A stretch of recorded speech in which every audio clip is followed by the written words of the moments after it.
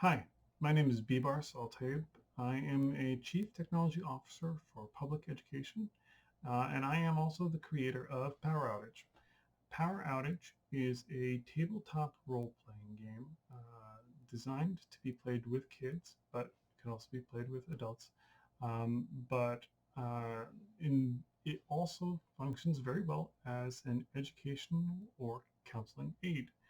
Um, so what is a tabletop game?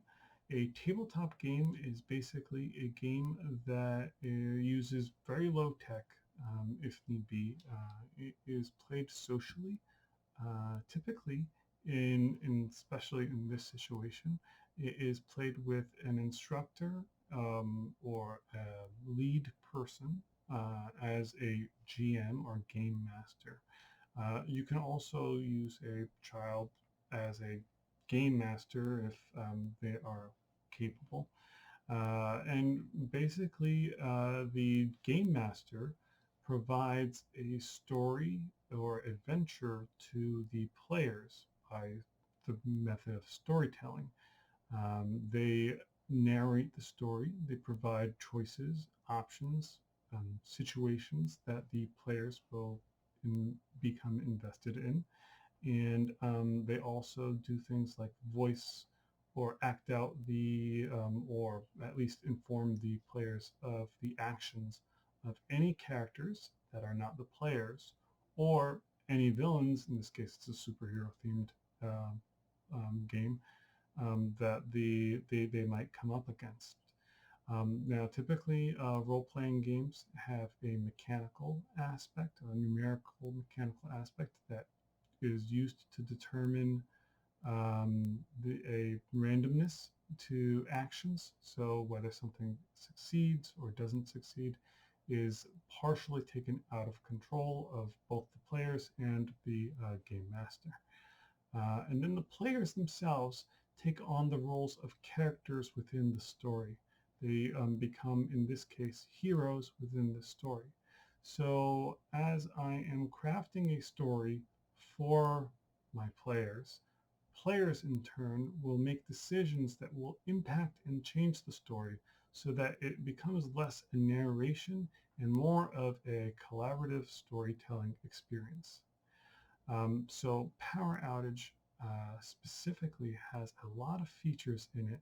And in this short introduction, I won't get into all of them. But generally speaking, Power Outage offers a method of creating and managing adventures called CAPE. CAPE stands for Combat, Alternative, Puzzle, and Exploration. It basically allows you to do things like engage in a bit of a combative situation. For every combative situation, you have an alternative situation, which allows you to explore different avenues of conflict resolution. Then you have puzzles, which are great for introducing any form of problem solving that you might want to educate them on. So if you're a music teacher, it could be composing or playing a specific song. If you're a math teacher, it's solving math problems. If it's a science or STEM related thing, you could be possibly building a circuit or just using simple like logic tables and all sorts of different things. It's a really great venue for including whatever it is that you are instructing into a game. And then you have exploration. Exploration is that mode of storytelling that in your kids could be invested in, you're invested in. It's communication between students. It's communication between the students and you. And it's a great a great place to kind of explore um, social aspects of things and emotional aspects of things, but at the same time, it is a great environment for problem solving and conflict resolution and team building. Um, the book itself is a wealth of information, including all of the mechanics for play. Um, and they are really simplified mechanics that allow you to, as the GM, kind of manage things very well. So this is a mechanically low but story-driven game. It also has guidance throughout the game throughout the book on what you can do as a new GM, how you can play, how you can craft characters with your kids.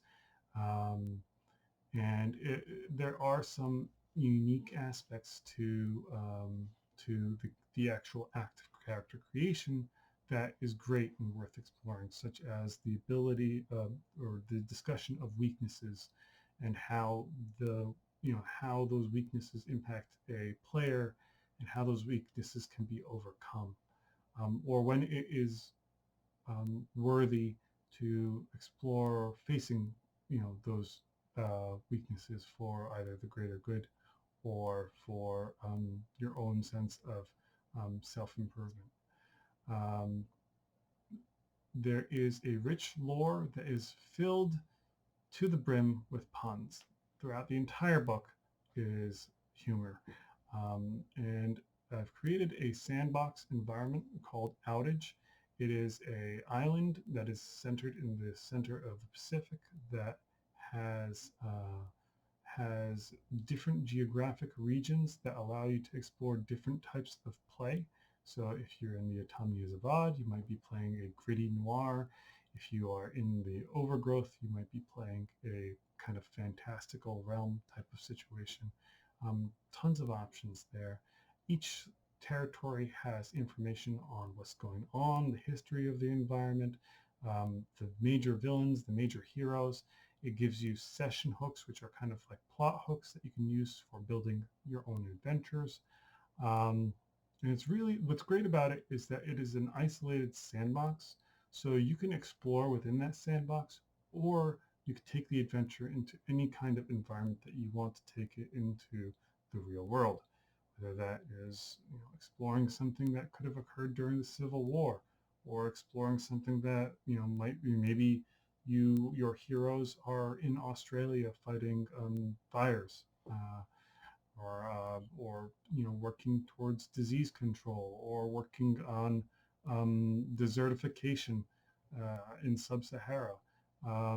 There's really a whole the whole world is basically your playground.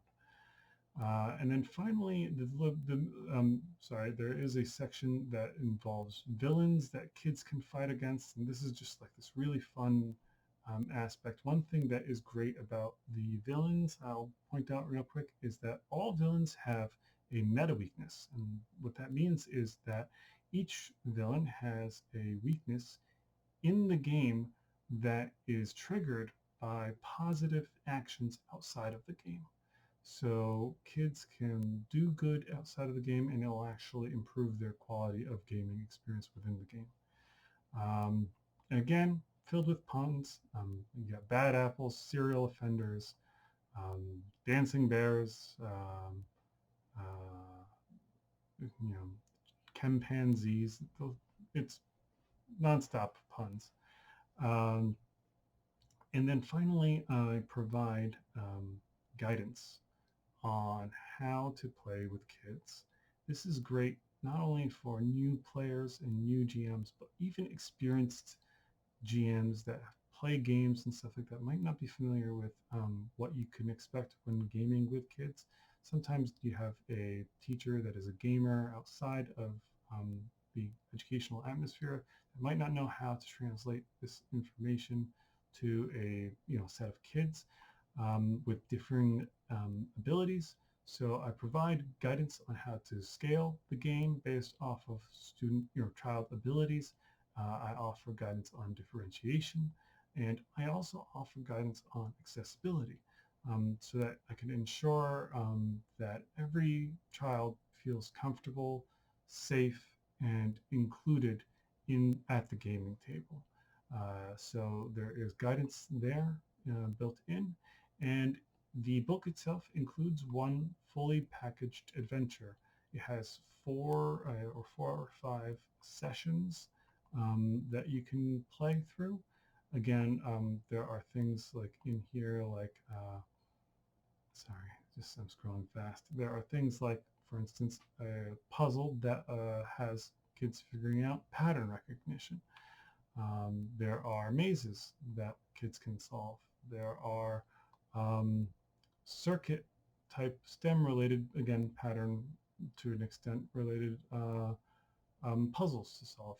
In another adventure that I created logic tables that can be used. So, um, you can use this pre-generated adventure to get your feet wet, or you can jump right into creating your own adventure and creating your own characters and whatever the case may be. So that's just a brief introduction to the game. Um, I believe that there is a lot of benefit to role playing in education. I also believe that this gamified model is really great because one of the things that I will say is that when you see the dreaded word problem in a classroom environment, you constantly get this disconnect from the kid. Basically, they're saying, why do I care? Why do I care if Sally needs to fill 8 bags of party favors with 4 party favors each? Like, there's nothing that attaches their interest to that word problem. But there's a reason kids can identify every single Pokemon out there and their every single stat that they have and what they balance well against each other. And that's because there's a continuing narrative that carries them from one point to the other. And I think that's something that role-playing and role-playing games has that we haven't fully explored in the educational atmosphere. Basically creating a continuing narrative that kids can pick up and carry throughout their experience, that they can be invested in, that they can be involved in. And when they do that, it learning becomes a part of the game. Um, anyway, I hope you enjoy the product, and I look forward to your impressions. Uh, I am always at your disposal. You can reach me anywhere. My name is Bebarce, Bebarce, and I'm pretty much the only one on the internet. So I'm Bebarce. I'm at Bebarce on Twitter. I'm Bebarce here. I'm just about Bebarce anywhere. And you can also always email me at my company's email address, bebarce@gonerdy.com.